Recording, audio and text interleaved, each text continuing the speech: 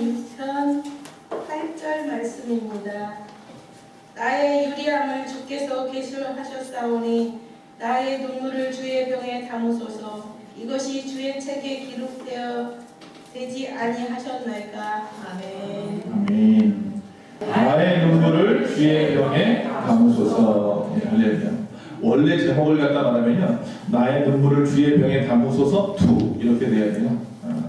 이 한 5, 6년 전에 이 설교 제목을 가지고 한번 설교한 적이 있어요. 기억하시는 분들도 있을 겁니다.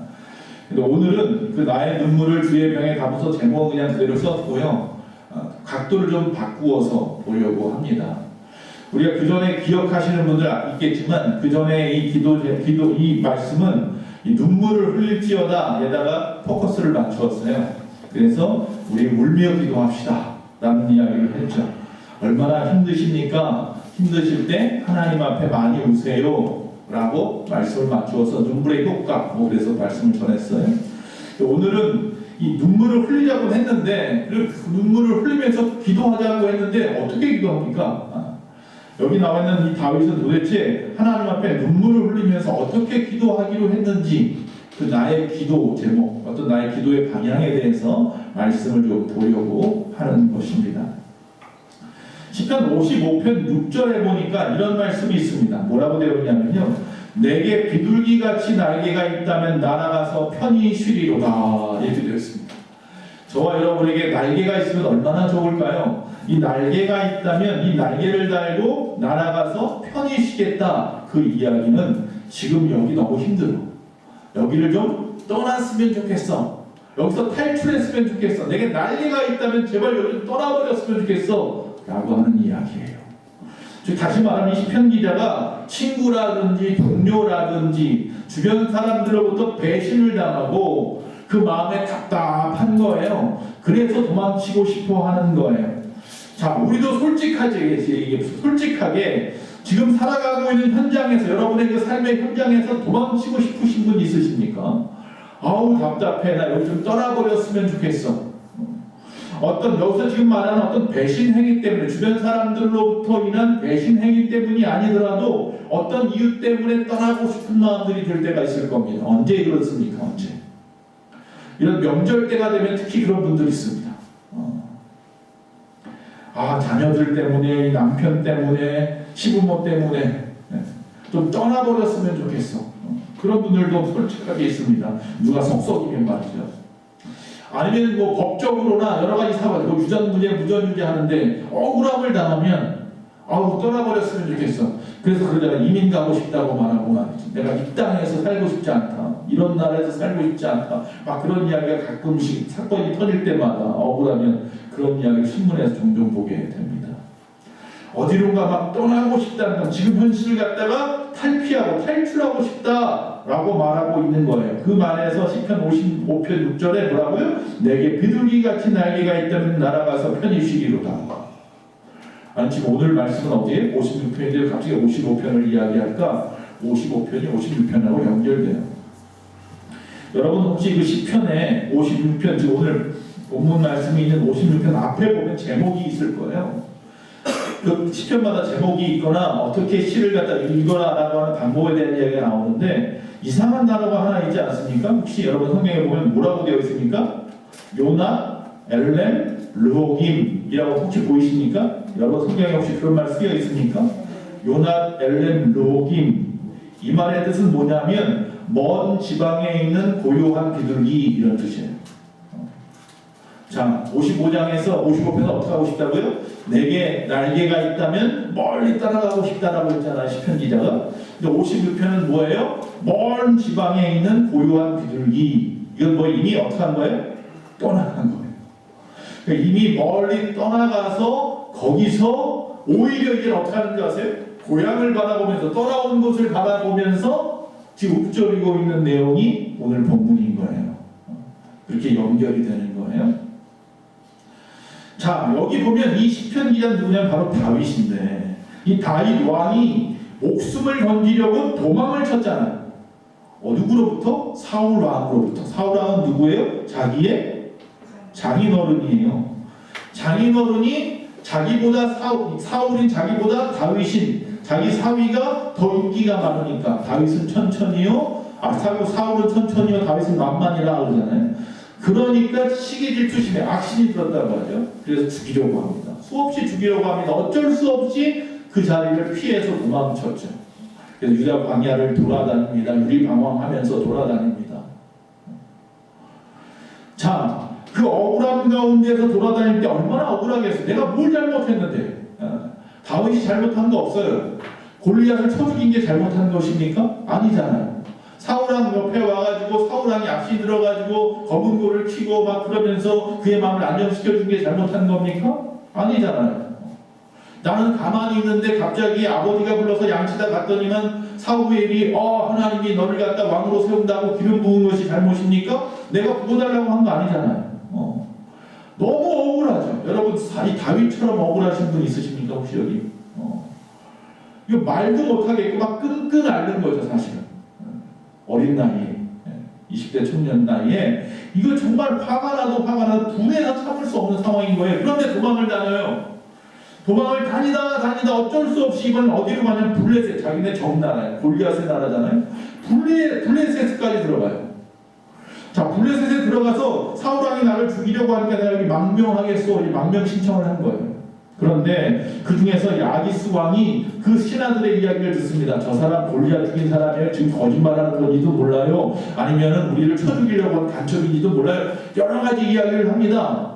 다윗이 거기서 죽을까봐 어떡합니까? 침을 질질 흘리면서 미친 척하죠. 그래서 겨우겨우 목숨만 살아가지고 겨우 또 쫓겨나다시피 해서 유다 땅으로 도망갔어요. 또 평야에서 또 아둘람들의 침 놓기도 하고 말이죠. 그러면서 그 젊은 시절을 보내고 있는 거예요. 왕으로 기름 부은 자, 받은 자가 지금 현재 살아있는 왕으로부터 죽을까 어쩔 수 없이 광야를 떠돌고 있는 상황이 되어버린 겁니다. 여러분, 오늘 이 시편 56편에 보면요, 이 종일이라는 단어가 몇 번 나와요. 종일. 다시 말하면 이 어려운 일을 당하면서 종일 도망다니는 거예요. 종일 자기를 죽이려고 쫓아오기 때문에. 아니, 저 같으면 도망갔으면 그냥 놔두면 되는데 그걸 굳이 가서 죽여서 확인을 하겠다고 사울이 사람을 계속 보내잖아요. 찾으려고 말이죠. 종일 도망다녀야 돼요. 잠도 제대로 자겠습니까? 눈 뜨고 자야지 뭐. 귀를 열어놓고 자야지 뭐. 언제 어떻게 될지 모르니까 말이죠. 그렇게 어려운 거예요. 매일같이 두려워서 덜덜 떨 수밖에 없는 도망자가 되는 상태가 되어버린 거예요. 너무나 억울하고 힘들어서 매일같이 눈물로 세월을 보냈겠죠. 그렇지만 그럴수록 그가 하는 일이 하나 있는데 뭐냐면 하나님만 의지하겠다라는 마음을 더욱더 굳게 하는 거예요. 억울하고 힘들고 어려워도, 앞에서 말한 것처럼 이민 가고 싶을 만큼 어려워도 그곳을 도망가던 이 상황 속에서 있으면서도 그 어떤 마음은 하나님만을 의지하는 거예요. 하나님이 도와주실 거예요. 하나님이 나를 분명히 다시 회복시켜 주실 거예요. 붙잡아 주실 거예요. 여러분, 여기 이처럼 이 다윗이 하나님만 의지했다고 했는데, 그러려면 내가 하나님을 의지하고 있는 이상 인간들이나 어떤 상황들이 나를 어떻게 할 수 없다라고 하는 굳센 믿음이 필요한 거예요. 그래서 이 두려운 상황 속에 속지 아니할 수 있는 믿음이 필요해요. 즉, 눈에 보여지는 것이 전부가 아니라는 것. 즉, 다시 말하면 사탄과 마귀가 우리의 주변에서 끊임없이 나를 위협하는 이런 것들이, 좀 눈에 보이는 것들이 현실이 아니라는 것을 바라볼 수 있어야 돼요. 그 뒤에 하나님을 바라볼 수 있는 눈이 있어야 되는, 영안이 열려 있어야 돼요. 그래서 신실하게 하나님을 의지할 수 있는 믿음의 눈이 우리 가운데 있어야만 되는 거예요. 자, 오늘은 세 가지를 좀 보려고는. 첫째로, 이 세상에는요, 오늘 이 말씀 속에서 상황을 보니 나를 괴롭히는 자들이 주변에 늘 상존하고 있다는 것을 인식해야 한다는 거예요. 여기 정말로 이 다윗처럼 끊임없이 우리 주변에 나를 쳐 죽이려고 하는 것들이, 그 상황들이 얼마나 많은지 몰라요. 성경에 우는 사자와 같이 삼킵자를 찾아다닌다고 말하잖아요. 여러분, 2절에 보니까 내 원수가 종일 나를 삼키려 하며 나를 교만하게 치는 자들이 많사오니, 이것은 다윗만의 이야기가 아니라요, 예수 믿는 우리들 모두에 대한 이야기입니다. 저와 여러분이 예수를 믿는 순간, 내가 하나님의 자녀가 된 그 순간부터 사탄은 발동하기 시작해서 끊임없이 우리를 유혹하거나 우리를 괴롭히거나 겁을 주거나 여러 가지 방법을 통해서 다시 자신에게로 돌아오게 하려고 한단 말이에요. 종일토록 나를 삼키려 합니다. 나를 정말 교만하게 치는 자들이 많다. 이 두 가지가 나와요. 종일과 많다라는 거예요. 이런 상황들이 우리 가운데 항상 있고 그 크기가 우리가 상상할 수 없을 만큼 힘들게 어렵게 우리 가운데 있다라고 말하는 거죠. 자, 첫째로 그래서 그들은 나를 종을 치고 압제하려 한다는 것을 인식해야 합니다. 자, 여기서 보면 삼키려 한다라고 말했잖아요. 삼킨다는 말은요, 사자가 이빨을 드러내고 그리고 달려드는 것을 말하는 거예요. 사자가 그런 상황들이요, 끊임없이 이빨을 드러내고 그 시퍼런 이빨을 드러내고 우리를 갖다가 삼키려고 하고 있다라는 거죠. 마치 하이에나처럼 먹잇감을 찾아다니고 있다라는 것입니다. 여러분, 우리 주변을 잘 살펴보시면 좋은 친구, 믿을 만한 동료도 물론 있습니다만은 사실은 오히려 사악하고 종일 싸움을 걸어오고 힘들게 하고 스트레스 받게 하고 우리의 삶을 위태롭게 하는 것들이 더 많아요. 자, 첫째로 종일토록 나를 삼키려고 압제하려고 하는 것들이 있다는 사실을 기억해야 된다고 했고요. 두 번째로는요, 그들은 나에 대해서 종일토록 건방지게 싸움을 걸어온다는 것도 기억해야 됩니다. 자, 여기서 이 원수라고 말을 했는데 성경에 보니까 2절에 이 원수가 나를 찾아다니는 사람들이에요. 나를 죽이려고 찾아다니는 사람. 여기서는 사울왕이 될 수도 있고 또한 사울왕의 추종자들 아니면 블레셋 사람일 수도 있고요. 이 다윗을 찾아다닌다는 말이에요. 근데 그들의 모습이 어떠냐면요, 교만하고 건방지고 우쭐거리면서 각각의 방법과 전술을 가지고 나에게 싸움을 걸어오는 거예요.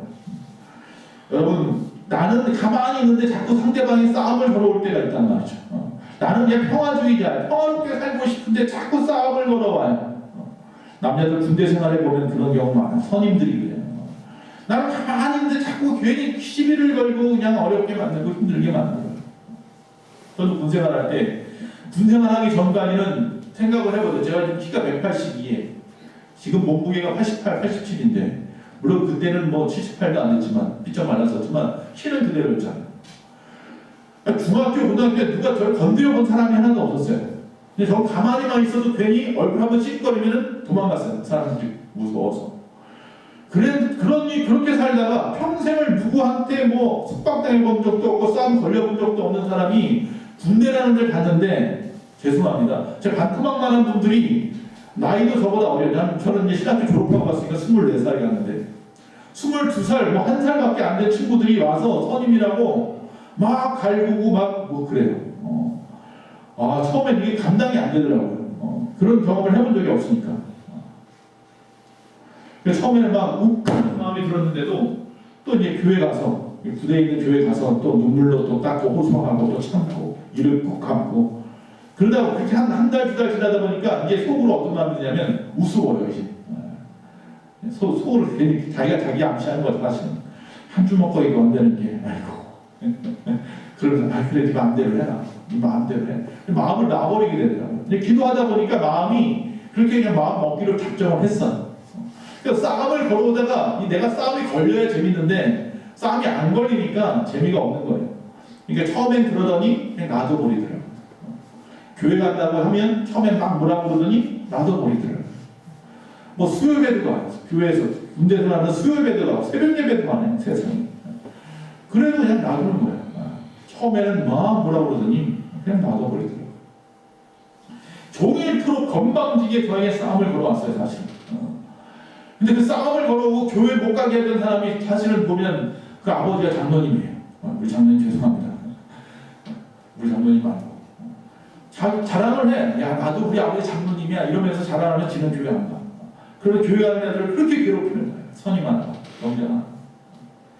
잊어버릴 수 없어. 그 친구 얼굴을 지금도. 그 비열하게 웃는 그 얼굴을 잊어버릴 수가 없어. 이처럼 우리도 매일같이 건방진 태도로 우리를 갖다 찝쩍거리고 위협하고 싸움을 걸어오는 상황, 저는 저 선임을 생각하면서 이야기했지만 여러분 나름대로 직장 상사일 수도 있고 가정의 누구일 수도 있고 우리 주변에 나랑 친하다고 하는 그 누구일 수도 있고 말이죠. 항상 우리 주변에 그런 사람들이 도사리고 있다는 거예요. 근데 사실 그 사람만의 문제가 아니라 그 뒤에 숨어있는 이 마귀의 세력들의 문제인 거죠. 세 번째 또 우리가 생각해야 될 것은 그들은 종일 내 말을 곡해하며 또 그들의 생각마다 사악합니다. 5절에서 그렇게 말씀하고 있어요. 이 말은 뭐냐면 말이 안 통하는 거예요. 여러분 그런 경우 있잖아. 막 억울해 죽겠는 거예요. 막 내가 무엇에 대해서 이해를 시키고 아니라고 말을 해도 도대체 들을 생각을 안 해요. 귀를 막 하면서 자기 얘기만 하는 거예요. 그런 경험 해보신 적 있으십니까? 말이 안 통해요. 내가 진실을 말하는데도 곡해해요. 악용하고 뻔히 알면서도 아닌 척하고 말이죠. 듣기 싫어. 군대 영어로 까라면 까. 뭐 이런 거잖아요. 합리적인 거 이런 거 전혀 안 통하는. 아까 말한 직장 상사, 뭐 고부간의 갈등, 뭐 이런 여러 가지 상황들이 다 그렇잖아요. 그런 상황들을 만나면 진실하고 착하게 살려고 하는 사람들이 가슴 치며 통곡할 수밖에 없는 거죠. 자, 또 네 번째 어떤 상황들이 있냐면 이 주변을 기억하라는 거. 이런 일들이 우리 주변에 있다는 걸 기억하라는 거예요. 성경에 보니까 또 6절에 이렇게 말합니다. 그들은 내 생명을 해치려고 가는 곳마다 엿보고 있다는 건데 그들이 내 생명을 엿보던 것 같이 또 모여 숨어 내 발자취를 지켜보나이다. 귀에만 노리고 있다는 거예요. 귀에만 노리고 있어요.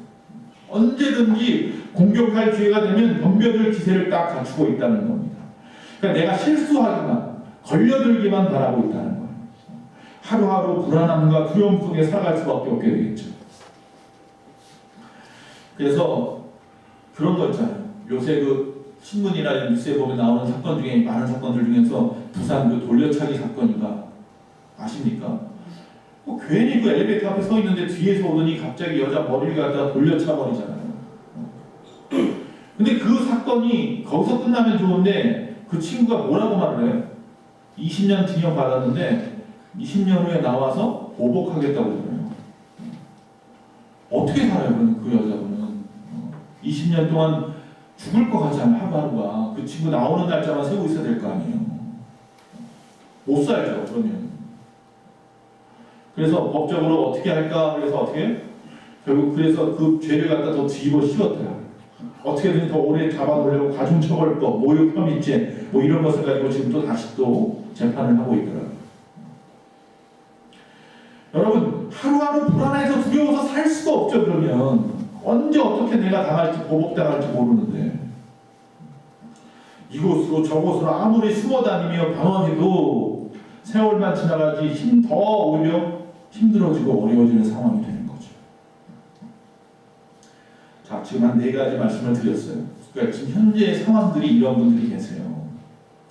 여러분 혹시 여러분 주변의 자녀들이나 여러분 뭐 주변에 있는 어린 아이들이 학교 가는 아이들이 학교 가기 싫어 그러는 친구들이 있습니까? 그거 그냥 버릇처럼 입버릇처럼 그냥 이야기하는 거 아닐 거예요. 잘 들어보면 다 이유가 있어서 학교 가기 싫은 친구들이 있어요. 저도 고등학교 다닐 때 보면 친구가 공부 굉장히 잘하는 친구인데 가끔씩 자꾸 빠져요. 몰랐어요. 알고 봤더니 한 친구가 계속 괴롭힌 거예요. 그러니까 그 친구 보기 싫어서 무서워서 학교를 못 나오는 거예요. 그러니까 성적은 자꾸 떨어지고 결국 전학 갈 수밖에 없는 상황이 되어버렸었어요. 학교 가기 싫어. 주변에서는 다 그 친구가 불성실한 줄 알았어요. 주변에서는 다 그 친구가 어디 아픈 줄 알았어요. 근데 알고 봤더니 끊임없이 한 친구가 그 친구를 괴롭혔던 거예요. 뒤에 앉아있는 친구가. 그러니까 그 친구는 계속 학교 가기 싫다고 그러고 집에서 자꾸 그러니까 막 부모는 알아주지 않고 답답한데 말을 못하고 계속 분란이 일어나고 그랬던 친구가 있었어요. 그러니까 여러분 이건 비단 우리 집에 나하고 상관없는 이야기가 아니라 내 가족이 내 자신이 이런 엄청난 사건 속에서 휘말려 있는 경우들이 얼마든지 있고요. 제가 이런 이야기 지금 한 4가지 정도는 했지만 그 속에 나의 문제일 수도 있어요. 우리가 살아가는 세상이 그렇게 선하거나 착하면 좋겠지만 우리가 아무리 선하고 착하게 살려고 해도 반면에 우리가 여기 다윗이 만났던 사람들처럼 간사하고 사악한 사람이 얼마나 많은지요. 매일같이 우리를 엿보고 늑대처럼 잡아먹으려고 덤벼드는 그런 상황들이 현실들이 얼마나 우리 가운데 많은지 몰라요. 왜 내 남편이 저러지? 혹시 직장에서 상사들한테 괴롭힘 당하는지도 몰라요. 왜 우리 아들이 저러지? 학교에서 어려움 당하는지도 몰라요. 왜 우리 엄마가 항상 저렇게 말이 없지? 여러분 물질 때문이나 여러 가지 이유 때문에 어려움 당하고 있는지도 몰라요. 그처럼 우리 주변에는 많은 사람들이 주변의 사람들이나 상황 때문에 절망하고 그것을 피하려 하고 도망치려고 하고 안타까워하고 힘들어하고 살아가는지 몰라요. 여러분 그런데 이제 우리는요 그러지 맙시다. 당장 여기 있는 분들부터 현실의 그 어려움에서 도망가려 하지 마세요. 앞에서 말한 다윗이 나에게 날개가 있다면 비둘기처럼 멀리 가고 싶어. 그래서 도망쳐서 광야로 나왔지만 그곳에 갔다고 해가지고 그가 항상 편안하지 않았어요. 오히려 어떻다고요? 거기서 다시 내가 떠나왔던 베들레헴, 내 고향, 내 아내가 있는 예루살렘, 그때는 그 실로였군요.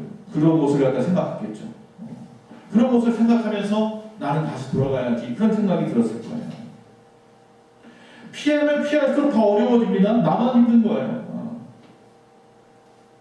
오늘부터는 절망하고 피하며 도망가지만 마시기 바랍니다. 오히려 그 가운데에서 어떻게 사는 것이 지혜로운지 적극적으로 해결할 수 있는 방법을 찾으시기 바랍니다. 라는 겁니다. 바로 첫 번째, 그래서 하나님께서 내 처지를 돌아봐 주시기만을 갈망해야 합니다. 라는 겁니다. 현실을 잘 파악하시고 여러분의 지금의 주변의 환경, 현실이 왜 나에게 이런 어려움인지 내가 잘못할 수도 있어요. 내 실수 때문일 수도 있어요. 내가 죄를 지어서일 수도 있고요. 아니면 내가 실수했을 수도 있고요. 아니면 내가 아무것도 잘못한 게 없는데도 악한 마귀 사단이 오히려 나에게 시험 걸어오는 것일 수도 있어요. 8절에 이렇게 말합니다.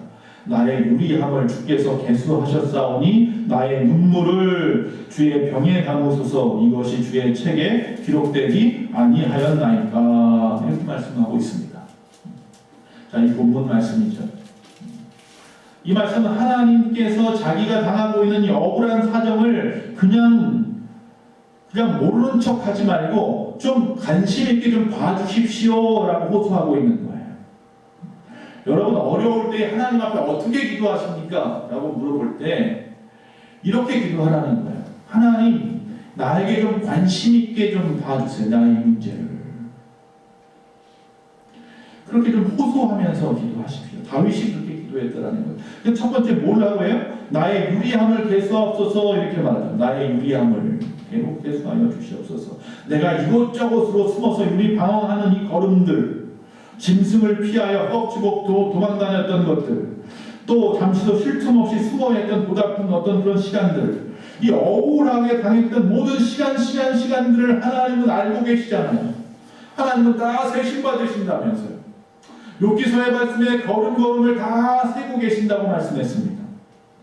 또 시편 90편에 우리를 괴롭게 하신 날수대로 우리가 화를 당한 연수대로 다 알고 계신다고 말씀했습니다. 그러면 이제 하나님 갚아주셔야 되지 않습니까? 다 알고 계신다면서요.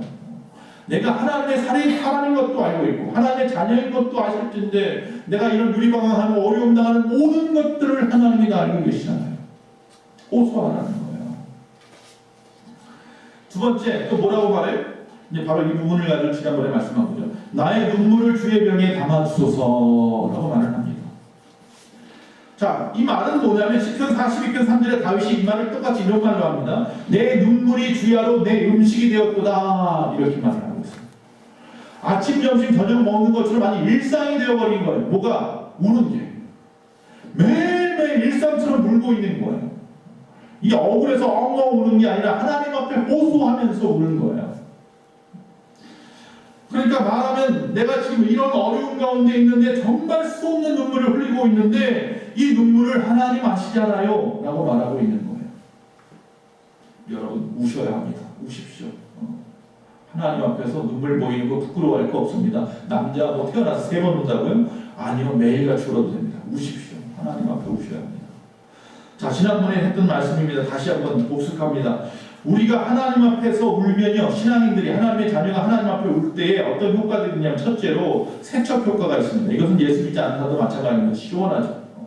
울고 나면 시원하잖아요. 웃어요. 그러니까 그리고 만약에 여러분들 주변에 여러분 자녀가 우는데 야 울지마 뚝 이런 말 하지 마시고 울거든요. 그냥 다 울게 하세요. 아주 속 시원하게 울도록 내버려두는 것도 좋은 방법입니다. 둘째로 하나님하고 가까워지는 효과가 있습니다. 우는 시간만큼은요 하나님을 기억하는 거예요. 하나님 앞에 더욱더 내가 가까워질 수 있는 좋은 방법이 우는 거예요. 또 하나님만 의지하는 효과가 있습니다. 연약하니까 우는 거예요. 그럼 결국 나의 약점이 드러나게 되어 있어요. 그럼 하나님을 갖다 의지할 마음이 생기게 되어 있단 말이에요. 또 회개하는 효과가 있습니다. 울다 보면요 내가 잘못한 것이 생각난다니까요. 제가 전에 한번 그 얘기 했잖아요. 어렸을 때 고등학교 때 처음 나이키 프로스펙스 막 이런 거 나왔을 때에 우리나라 있지도 않던 게 갑자기 나왔는데 고등학교 중학교 때 친구들 다 갖고 다니는 가방 신발들이 보고 싶고 너무 부러워서 사달라고 했더니 안 사주고 이상한 무슨 이름도 없는 뭐 프로 스포츠인가 뭔가 이름 비슷한 프로스펙스 비슷한 이름 그런 가방을 하나 사갖고 와가지고 어머니가 억울해서 울었다니까 밤새도록 울다 어느 순간 어떻게 됐어요? 그 얘기하더라니까 내가 기도하면서 하나님 앞에 아이고 내가 잘못했습니다. 우리 가정 형편 사정 뻔히 알면서 내가 장남이 이러고는 안 되는데 막 이러면서 엉엉 울고 나와서 어머니 끼워안고 죄송합니다. 다시는 안 그러겠습니다. 그 기억이 지금도 나요. 평생 가는 충격적인 사건이었으니까 저한테. 나는 그러려고 운 게 아닌데 억울해서 운 건데 우리 집은 왜 이렇게 가난할까 이러면서 운 건데 사실은. 근데 어떻게 했다고요? 그 다음날 진짜를 사갖고 왔더라니까요 어머니가. 없는 돈 다 해서 집안 쫄딱 망한 집안에 할머니 할아버지 돌아가시면서 모든 재산 다 그냥 이 사람들 눈을 쉽게 뜨고 와가지고 다 뺏어갔는데 나방에서 도망쳐서 저 화곡동 산동네로 이사 가가지고 조그만 연립한 채 얻어가지고 7 식구가 전에 살고 그런 상황 속에 살면서 뭘 프로스펙스가 어떻고 뭐 나이키가 어떻고 아디다스가 어떻고 고등학교 1학년 그때였는데 평생 잊어버릴 수 없는 그 사건을 지금도 기억합니다. 그 이후로 저는 메이커 있는 걸 거의 안 신었어요.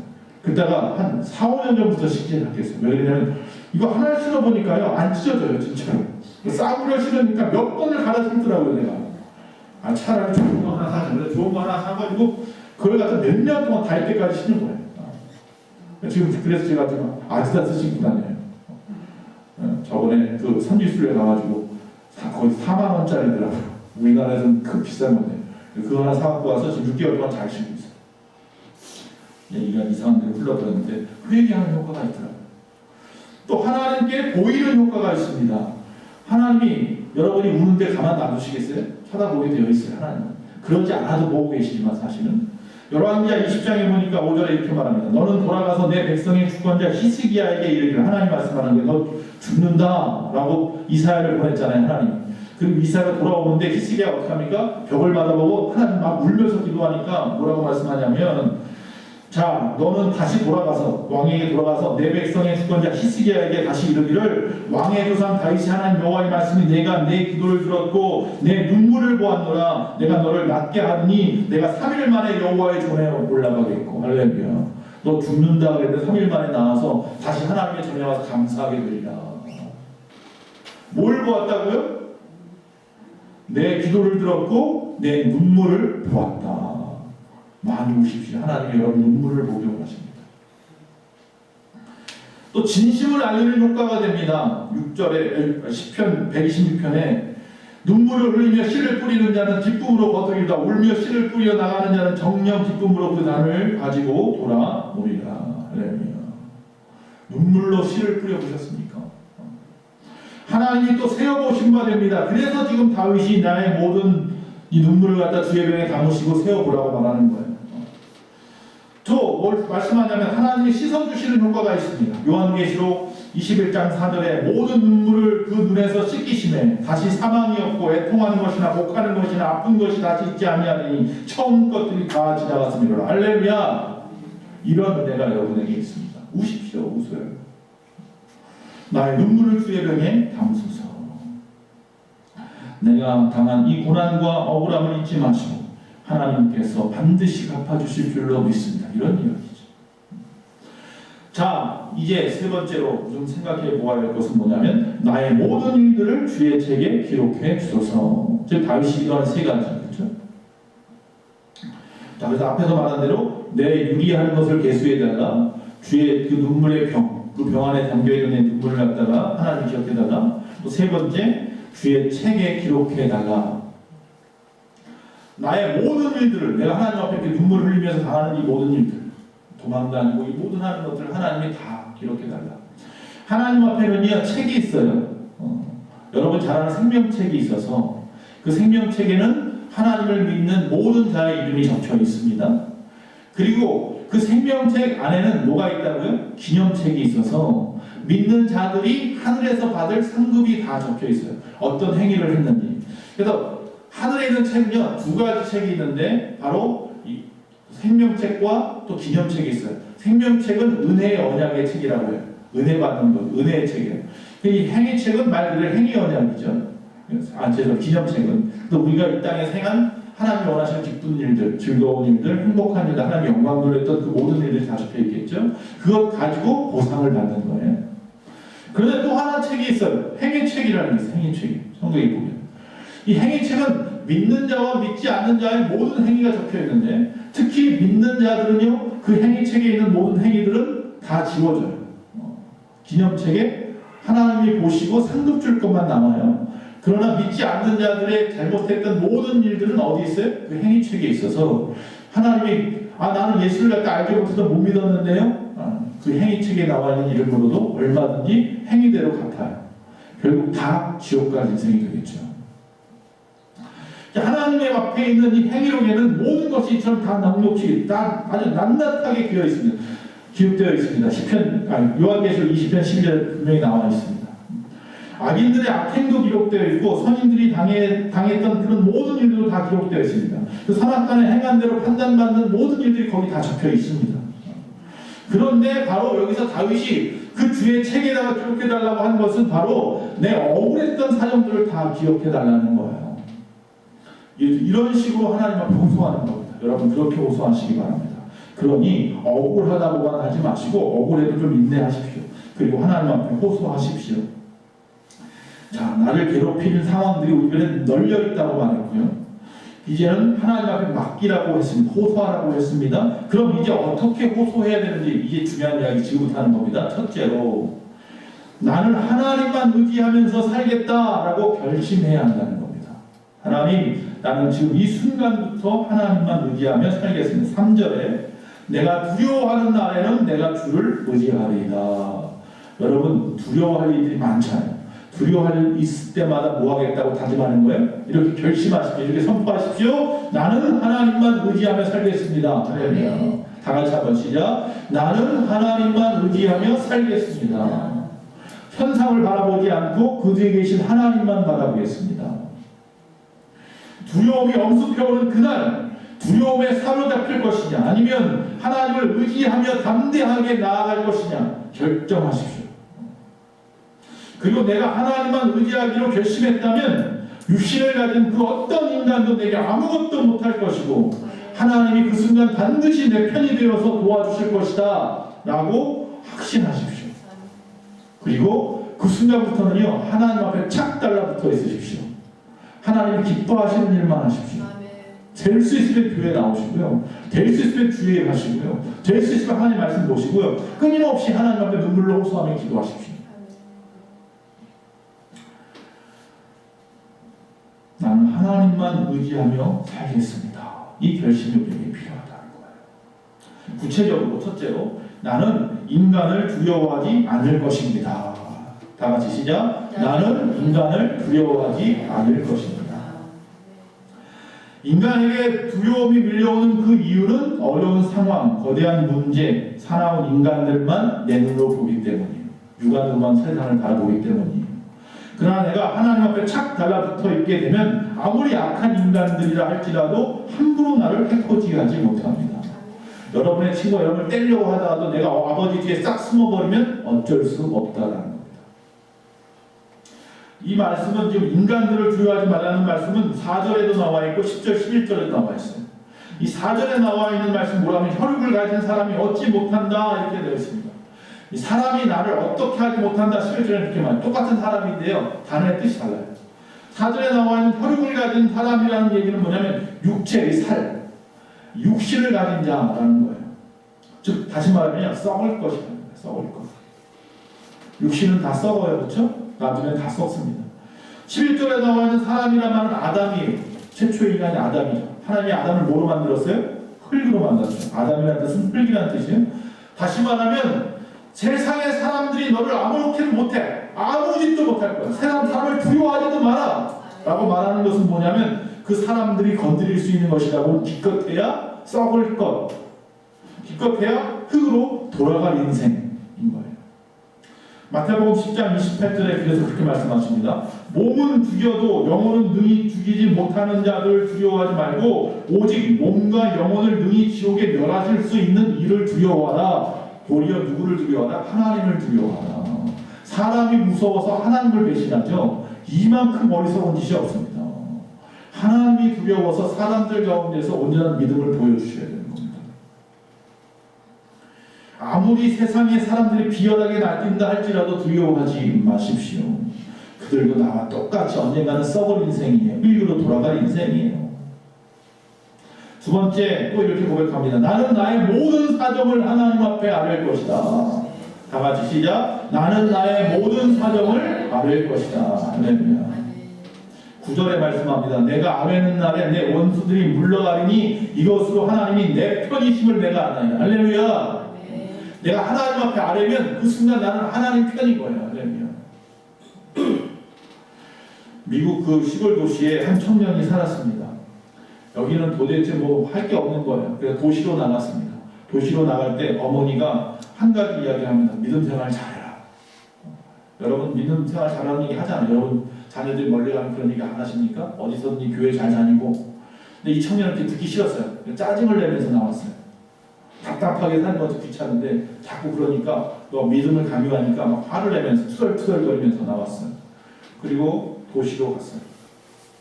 어머니한테 편지가 왔어요. 내가 인생의 짐이 무거워 어떻게 해야 할지 모르겠을 때는 꼭 하나님을 불러라. 하나님은 반드시 내 갈 길을 인도해 주실 거야. 많은 돈 던져놨습니다. 열심히 자기 딴에는 열심히 공부도 하고 열심히 뭔가 하려고 하는데 안 돼요. 쉽지가 않아요. 결국 모텔 방에 틀어박혀서 자살을 결심합니다. 에이 더러운 인생, 더러운 세상. 죽으려고 마음을 먹었는데 그때 문득 그 편지가 생각이 났어요.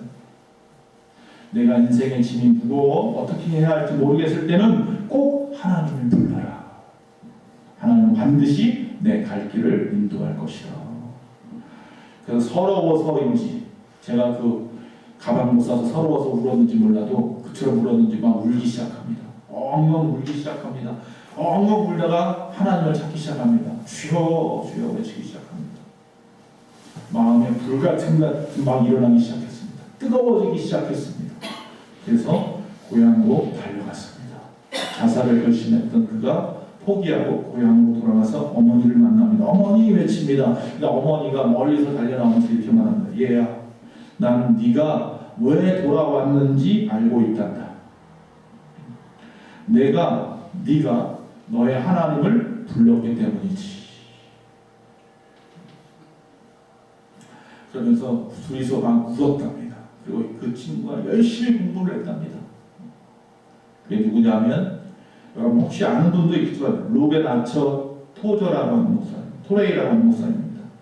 이 토레이 목사님은 뭐 이것이 성령이다, 뭐 이것이 교회다 시리즈로 유명한 분이기도 한데 이 토레이 박사님은 또 유명한 분이 D.L. 무디 하면 잘 아시잖아요. D.L. 무디 목사님이 부흥회할 때 함께 같이 했던 전도 집회 같이 했던 분이에요. 그러니까 D.L. 무디 목사님 어떻게 보면 좀 약간 무식하다고 할까요? 공부를 많이 못한 분이잖아요. 근데 이 토레이 박사는 아주 확실히 뛰어난 신학자예요. 둘이 잘 연합하여서 복음운동을 많이 했던, 100만 전도 운동을 했던 분이에요. 왜 이분이 이렇게 열심히 전도를 하느냐? 자신의 젊은 날을 알기 때문이에요. 정말 시위에 빠져있는 많은 사람, 1800년대 후반, 1900년대 초 요때거든요. 시리에 빠져있는 많은 사람들을 바라보면서 저들을 구원하지 않으면 안 되겠다. 나와 같이 또 자살을 결심하는 사람이 있을 것이고 정말 유리방황하는 많은 사람이 있을 텐데 그 생각 때문에 열심히 나가서 복음을 전했답니다. 그분이 항상 하는 말씀을 외워요. 환난 날에 나를 부르라. 내가 너를 도우리라. 그 시편 말씀을 항상 외우면서 나가서 어디서든지 그렇게 외치면서 가는 겁니다. 여러분 환난 날에 나를 부르라.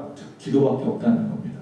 여러분 환난을 당하셨습니까? 다윗처럼 기도하십시오. 세 번째, 나는 주의 말씀을 찬송할 것이다. 이렇게 외칩니다. 나는 주의 말씀을 찬송할 것입니다. 같이 시작. 나는 주의 말씀을 찬송할 것입니다. 자, 이 말이 좀 이해가 되십니까? 우리가 당할 수 있는 모든 고난은 성경 속에 갇혀 있는 것 같아요. 그런데 우리가 당하는 이 모든 고난은요, 성경 속에 있는 모든 기적, 갇혀 있는 모든 기적을 현실로 이끌어내는 효과가 있다. 이 말씀 누가 했는지 기억은 안 나는데 그 말씀 내가 충격받았던 적이 있었어요. 맞다. 그러니까 성경 안에는 수많은 이야기들 있잖아요. 기적들이 있잖아요. 근데 이게 성경에 갇혀 있단 말이에요. 나하고 도대체 상관이 없는 것처럼 동떨어져 있는데요. 나에게 고난이 오는 순간 그 고난을 통해서 그 성경에 갇혀 있던 그 기적들이 나에게 나타난단 말이에요. 그래서 고난은 뭐라고요? 기회가 되는 거예요. 그래서 여기서 지금 다윗이 말하는 것, 나는 주의 말씀을 찬송할 것입니다 라는 것은 하나님의 모든 말씀이 나에게서 이 찬송하는 입술에서 나오는 찬양 소리처럼 나에게 나타나기를 원하는 거예요. 그래서 우리가 찬송하면서 기도하잖아요. 여러분 복음성가들 보면 하나님 말씀 그대로 펼쳐놓은 그런 복음성가들 많이 있잖아요. 그리고 말씀으로 찬송한다는 게 그런 의미인 거예요. 여러분 말씀으로 찬송하십시오. 약속 있는 그 말씀으로, 그 기적의 말씀으로 하나님을 찬송하시는 저와 여러분 되시기 바랍니다. 마지막 하나, 나는 주께 서원함으로 감사할 것입니다. 다 같이 시작. 나는 주께 서원함으로 감사할 것입니다. 12절에 다윗이 하나님이여 내가 주께 서원함이 있사온즉 내가 감사한 예를 주께 드리리니 이렇게 말하고 있습니다. 서원이라는 건 뭐냐면 어떤 것을 기대하면서 제시하는 어떤 약속이나 조건을 이야기하죠.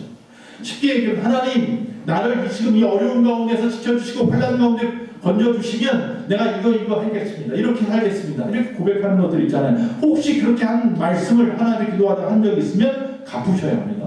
어떻게든 갚으십시오. 못 갚겠으면 회개하십시오. 내가 함부로 말한 것에 대해서 회개하십시오.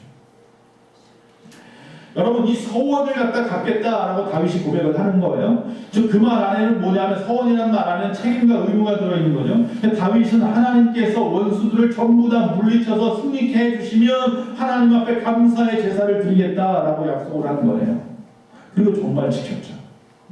마치 야곱이 자기의 그 평탄하지 못한 길 가운데 있으면서 하나님이 나의 길을 평탄케 해주시면 하나님의 집을 세우고 야곱이 그러잖아요. 베델에서. 그리고 그 나의 모든 것의 10의 1을 하나님 앞에 드리겠습니다 라고 소원을 합니다. 우리는 어려울 때 하나님이 약속했던 것, 다짐했던 것, 소원했던 것 다 하나님 앞에 다 하십시오. 그리고 하나님이 갚아주시기를 바라십시오. 하나님 앞에 또 내가 갚아야겠다고 마음 먹으십시오. 그러니까 내가 다 갚는다 내 힘으로 안 돼요. 하나님 앞에 내가 갚을 수 있게 도와달라고 기도하시면 갚을 수 있도록 도와주실 것입니다. 말씀을 하시면서 하나님은 우리에게 무엇인가 이루시기 전에 먼저 우리의 믿음을 보십니다. 우리가 하나님 앞에 울며 기도하는 것은 하나님밖에 의지할 것이 없다는 것을 고백하는 것입니다.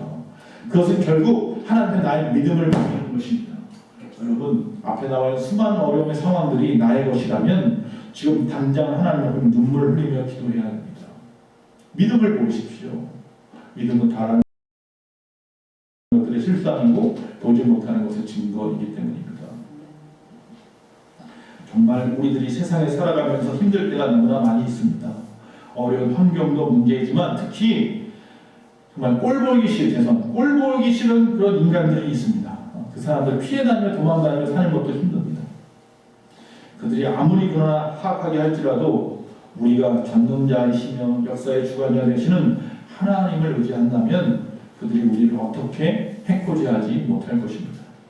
내가 하나님 앞에 딱 달라붙어 매달려 있다면 육체에 불과한 인간이 건드릴 수 있는 것은 내 육신밖에 없습니다. 누구나 죽으면 썩어서 없어질 그 육신밖에는 건드릴 것이 없습니다. 담대하십시오. 여러분 이번 추석 때 여러분 가정예배드리라고 뒤에 추석 가정예배들을 놔뒀는데 많이 안 가져가셨어요. 반 이상이 남았더라고요. 대부분 안 가져가셨어요. 예배를 잘 드리셨나요? 그 추석 감사 예문 거기 설교문에 보면 마지막에 그런 예화를 하나 뒀어요. 그렇죠? 어떤 분이 예수 믿는 것 때문에 핍박을 받았습니다. 그가 매를 맞았습니다. 매를 맞으면서도 하나님을 찬양합니다. 그리고 감옥에 갇혔습니다. 감옥에 갇혔는데도 감사하답니다. 죽이라고 합니다. 죽이려고 하니까 또 오히려 순교하는 것도 감사합니다. 때려도 안 되고 가두어도 안 되고 죽여도 안 되니까 뭐예요? 풀어주었다 그랬죠. 절대로 하나님을 믿는 자는 죽지 않습니다. 망하지 않습니다. 하나님은 그냥 그렇게 해서 끝내버리지 않으십니다. 하나님을 의지하십시오. 하나님을 끝까지 인양으로 붙잡으시기를 간절히 바랍니다.